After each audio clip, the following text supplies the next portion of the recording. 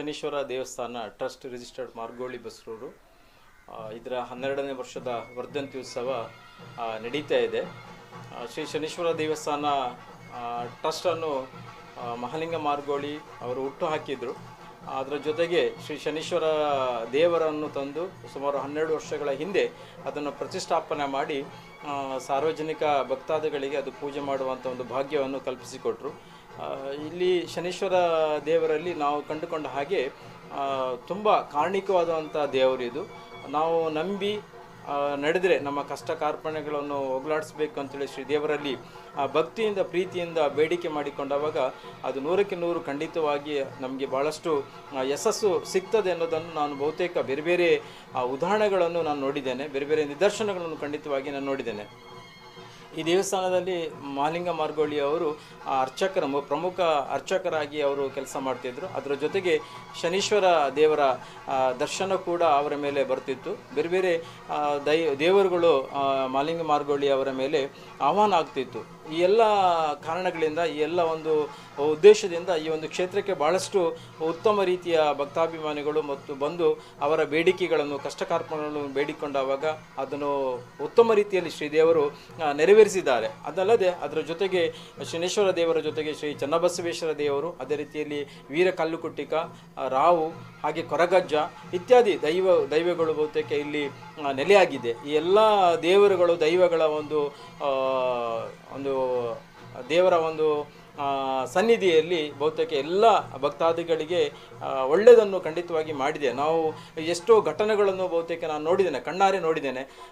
ಕಷ್ಟ ಬಂದವಾಗ ಅವರು ಬೇಡಿಕೊಂಡಾಗ ಅವರ ಕಷ್ಟ ದೂರ ಆಗಿದ್ದು, ಅದರ ಜೊತೆಗೆ ಬೇರೆ ಬೇರೆ ದೈವಗಳು ಹೆಣ್ಣು ಮಕ್ಕಳ ಮೇಲೆ, ಅದರ ಜೊತೆಗೆ ಪುರುಷರ ಮೇಲೆ ಆಹ್ವಾನ ಆದವಾಗ ಈ ದೇವರಲ್ಲಿ ಬಂದು ಮಹಾಲಿಂಗ ಮಾರ್ಗೋಳಿಯವರಲ್ಲಿ ಕೇಳಿಕೊಂಡಾಗ ಅದಕ್ಕೆ ಸರಿಯಾದ ರೀತಿಯಲ್ಲಿ ಸೂಕ್ತ ಮಾರ್ಗದರ್ಶನ ಕೊಟ್ಟು ಸೂಕ್ತ ರೀತಿಯಲ್ಲಿ ಪರಿಹಾರ ಮಾಡಿದ್ದು ನಾವು ಕಣ್ಣಾರೆ ನಾನು ನೋಡಿದ್ದೇನೆ. ಹಾಗಾಗಿ ಇದು ಅದ್ಭುತವಾದ ಒಂದು ಕಾರಣಿಕವಾದಂಥ ಒಂದು ಪುಣ್ಯಕ್ಷೇತ್ರ ಖಂಡಿತವಾಗಿ ಆಗ್ತದೆ ಮುಂದಿನ ದಿನದಲ್ಲಿ ಅನ್ನೋದು ಕೂಡ ನಮಗೆಲ್ಲರಿಗೂ ಕೂಡ ಭಾಳಷ್ಟು ನಂಬಿಕೆ ಇದೆ.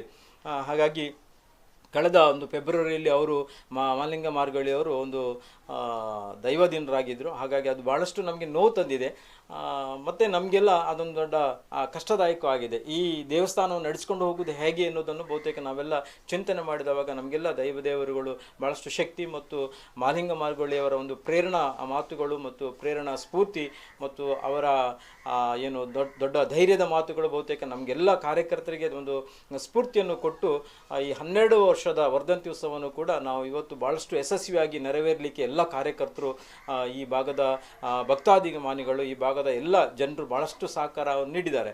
ಆ ನಿಟ್ಟಿನಲ್ಲಿ ಇವತ್ತು 12ನೇ ವರ್ಷದ ವರ್ಧಂತಿ ಉತ್ಸವ 2ನೇ ದಿನಕ್ಕೆ ಇವತ್ತು ಪಾದಾರ್ಪಣೆ ಮಾಡಿದೆ. ನಿನ್ನೆಯ ದಿನ ಬೇರೆ ಬೇರೆ ದೇವರುಗಳಿಗೆ ಕಲಾಭಿಷೇಕ ಮಾಡುವಂಥದ್ದು, ಅದರ ಜೊತೆಗೆ 108 ಕಲಾಭಿಷೇಕ ಕಾರ್ಯಕ್ರಮ ನಮ್ಮ ಐತಾಳ್ರವರ ನೇತೃತ್ವದಲ್ಲಿ ಸುಮಾರು 12 ಪುರೋಹಿತರ ನೇತೃತ್ವದಲ್ಲಿ ಈ ಒಂದು ಕಾರ್ಯಕ್ರಮ ನಡೆದಿದೆ.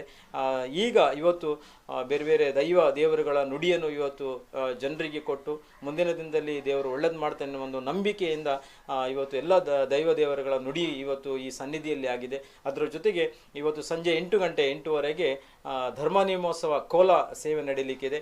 ಸುಮಾರು 16-17 ದೈವಗಳ ಒಂದು ಕೋಲ ಸೇವೆ ಇವತ್ತು ಬೆಳಗ್ಗೆ 8 ಗಂಟೆಯಿಂದ ಪ್ರಾರಂಭವಾಗಿ ನಾಳೆ ಬೆಳಗ್ಗೆ 8 ಗಂಟೆ ತನಕ ಈ ಒಂದು ಸನ್ನಿಧಿಯಲ್ಲಿ ನಡೀಲಿಕ್ಕಿದೆ. ತದನಂತರ ಸಭಾ ಕಾರ್ಯಕ್ರಮಗಳು ನಾಡ್ದು ಆದಿತ್ಯವಾರ ನಡೀಲಿಕ್ಕಿದೆ. ಅದರ ಜೊತೆಗೆ ಬೇರೆ ಬೇರೆ ಭಕ್ತಾಭಿಮಾನಿಗಳು ಹರಕೆಯನ್ನು ಹಾಕ್ಕೊಂಡಿದ್ದಾರೆ. ಕುರಿ ಪೂಜೆ ಅಥವಾ ಕೋಳಿ ಬಲಿ ಕೊಡುವಂಥ ಒಂದು ವ್ಯವಸ್ಥೆಗಳು ಕೂಡ ಇವತ್ತು ಆದಿತ್ಯವಾರ ನಡೀಲಿಕ್ಕಿದೆ.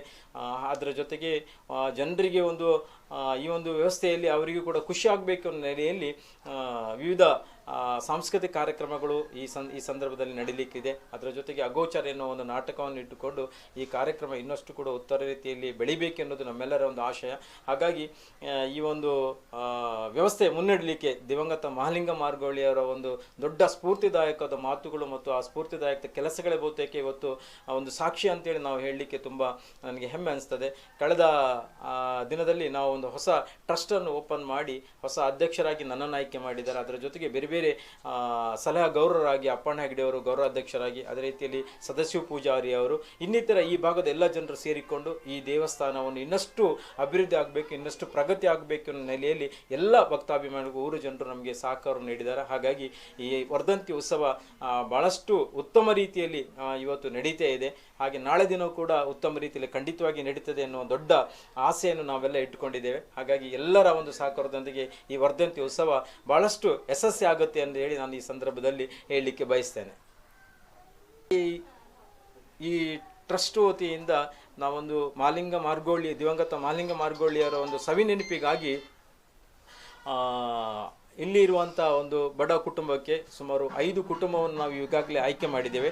ಅವರಿಗೆ ವರ್ಷಕ್ಕೆ 12,000 ಹಾಗೆ ಒಂದು ಸಹಾಯಧನವನ್ನು ಕೊಡ್ತಿದ್ದೇವೆ. ಸುಮಾರು 5 ಜನರಿಗೆ ಅಂತ ಹೇಳಿದ್ರೆ ಸುಮಾರು 60,000 ಮೊತ್ತವನ್ನು ನಾವು ಅವರ ಒಂದು ಕ್ಷೇಮಕ್ಕೋಸ್ಕರ, ಮಾಲಿಂಗ ಮಾರ್ಗೋಳಿಯವರ ಒಂದು ನೆನಪಿಗೋಸ್ಕರ, ಅವರ ಒಂದು ಕ್ಷೇಮಕ್ಕೋಸ್ಕರ ನಾವು ಇವತ್ತು ಅವರಿಗೆ ಕೊಡ್ತಾ ಇದ್ದೇವೆ.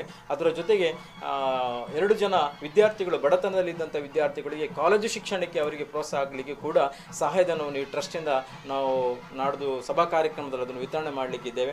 ಅದರ ಜೊತೆಗೆ 2 ಬಡ ಕುಟುಂಬದ ವಿದ್ಯಾರ್ಥಿಗಳು ಶಾಲೆಯನ್ನು ಬಿಡ್ತೇವೆ ಅಂತೇಳಿ ನಮಗೆ ಮನವಿಯನ್ನು ಕೊಟ್ಟವಾಗ ನಾವು ಅವರಿಗೆ ಸ್ಫೂರ್ತಿದಾಯಕ ಮಾತು ಹೇಳಿ, ನಮ್ಮ ಯೋಜನೆ, ನಮ್ಮ ಟ್ರಸ್ಟ್ ಖಂಡಿತವಾಗಿ ಇದೆ, ಹಾಗಾಗಿ ಶಾಲೆಯನ್ನು ಕೈಗೆ ಮಾಡಿಸೋದು ಬೇಡ ಅನ್ನುವ ಒಂದು ಆಶ್ವಾಸನೆ ಕೊಟ್ಟು ಆ 2 ಮಕ್ಕಳನ್ನು ನಮ್ಮ ದಿವಂಗತ ಮಾಲಿಂಗ ಮಾರ್ಗೋಳಿ ನನ್ನ ಅಣ್ಣನ ಒಂದು ಸವಿ ನೆನಪಿಗಾಗಿ ಅವರ ಶಿಕ್ಷಣಕ್ಕೆ ಸಂಬಂಧಪಟ್ಟ ಎಲ್ಲ ಖರ್ಚನ್ನು ಈ ಟ್ರಸ್ಟ್ ವತಿ ನೋಡಿಕೊಳ್ತೇವೆ ಅಂತೇಳೋ ಒಂದು ಭರವಸೆ ನಾವು ಈಗಾಗಲೇ ಕೊಟ್ಟಿದ್ದೇವೆ. ಹಾಗಾಗಿ ಮುಂದಿನ ದಿನದಲ್ಲಿ ಕೂಡ ಸಾಮಾಜಿಕವಾಗಿ ಏನು ಕೆಲಸ ಮಾಡಲಿಕ್ಕಾಗ್ತದೆ ಈ ಟ್ರಸ್ಟ್ ವತಿಯಿಂದ, ಅದನ್ನು ನಾವೆಲ್ಲರೂ ಕೂಡ ಎಲ್ಲ ಕಾರ್ಯಕರ್ತರು ಸೇರಿ ಒಗ್ಗೂಟರಿಯಿಂದ ನಾವು ಖಂಡಿತವಾಗಿ ಈ ಕೆಲಸವನ್ನು ಮಾಡ್ತೇವೆ. ಅದರ ಜೊತೆಗೆ ಮುಂದಿನ ಒಂದು ಯೋಜನೆ ನಮ್ಮದು ತುಂಬ ಒಳ್ಳೆಯದಿದೆ ಅಂತೇಳಿ ನನ್ನ ಭಾವನೆ. ಯಾಕಂತ ಹೇಳಿದ್ರೆ ಬೇರೆ ಬೇರೆ ಅನಾಥ ಮಕ್ಕಳು ಅಥವಾ ಇನ್ನಿತರ ಕಷ್ಟದಲ್ಲಿದ್ದಂಥ ಮಕ್ಕಳಿಗೆ ಕೂಡ ಶಿಕ್ಷಣವನ್ನು ಕೊಡಬೇಕು ಅಂತ ಒಂದು ದೊಡ್ಡ ಆಸೆ ನಮ್ಮ ಟ್ರಸ್ಟಿಂದ ಇದೆ. ಹಾಗಾಗಿ ಮುಂದಿನ ದಿನದಲ್ಲಿ ನಾವು ಅದನ್ನು ಖಂಡಿತವಾಗಿ ಮಾಡ್ತೇವೆ. ಸಾಮಾಜಿಕವಾಗಿರುವಂಥ ಎಲ್ಲ ಕಾರ್ಯಕ್ರಮದಲ್ಲಿ, ಎಲ್ಲ ಕ್ಷೇತ್ರದಲ್ಲಿ ಕೂಡ ನಾವು ನಮ್ಮ ಟ್ರಸ್ಟ್ ವತಿಯಿಂದ ನಾವು ಖಂಡಿತವಾಗಿ ಕೆಲಸ ಮಾಡ್ತೇವೆ ಎನ್ನುವ ಈ ಸಂದರ್ಭದಲ್ಲಿ ನಾನು ಹೇಳಲಿಕ್ಕೆ ಬಯಸ್ತೇನೆ. ಈ ಟ್ರಸ್ಟ್ ಕೇವಲ ಧಾರ್ಮಿಕ ಅಲ್ಲದೆ ಸಾಮಾಜಿಕವಾಗಿ ಕೂಡ ಜನರಿಗೆ ಸಹಕಾರ ನೀಡುವಲ್ಲಿ ನಾವೆಲ್ಲರೂ ಪ್ರಯತ್ನ ಮಾಡ್ತೇವೆ ಅಂತೇಳಿ ನಾನು ಈ ಸಂದರ್ಭದಲ್ಲಿ ಹೇಳಲಿಕ್ಕೆ ಬಯಸ್ತೇನೆ. ದೇವಸ್ಥಾನದ ಸಭಾಂಗಣದ ಒಂದು ಕಾಮಗಾರಿಗೆ ಸರ್ಕಾರದಿಂದ ಸುಮಾರು ಮೊತ್ತ ಮಂಜೂರಾತಿ ಆಗಿದೆ. ಹಾಗಾಗಿ ಇನ್ನು ಕೆಲವು ದಿನದಲ್ಲೇ ಆ ಮೇಲ್ಗಡೆ ಇರುವಂಥ ಸಭಾಂಗಣವನ್ನು ರಚನೆ ಮಾಡಿಕೊಳ್ಳಲಿಕ್ಕೆ ಅನುದಾನ ಬಿಡುಗಡೆ ಆಗಿದೆ. ನಮ್ಮದು ಒಂದು ದೊಡ್ಡ ಇದು ಏನಂತ ಹೇಳಿದ್ರೆ, ನಾವು ಮುಂದಿನ ದಿನದಲ್ಲಿ ಒಂದು ಅನಾಥಾಶ್ರಮವನ್ನು ಮಾಡಬೇಕು ಅಂತೇಳಿ ಒಂದು ಆಲೋಚನೆ ಮಾಡಿಕೊಂಡಾಗ ಸರ್ಕಾರದ ಅಥವಾ ಇನ್ನಿತರ ಸಾರ್ವಜನಿಕರು ಕೂಡ ಖಂಡಿತವಾಗಿ ಸಹಕಾರ ಮಾಡಬೇಕು. ಮುಂದಿನ ದಿನದಲ್ಲಿ ಅದನ್ನು ನಾವು ಖಂಡಿತವಾಗಿ ಮಾಡಲಿಕ್ಕೆ ನಾವು ಎಲ್ಲರೂ ಕೂಡ ಮುಂದಿದ್ದೇವೆ ಎನ್ನುವ ಒಂದು ಭರವಸೆಯನ್ನು ನಾನು ಈ ಸಂದರ್ಭದಲ್ಲಿ ಕೊಡಲಿಕ್ಕೆ ಬಯಸ್ತೇನೆ.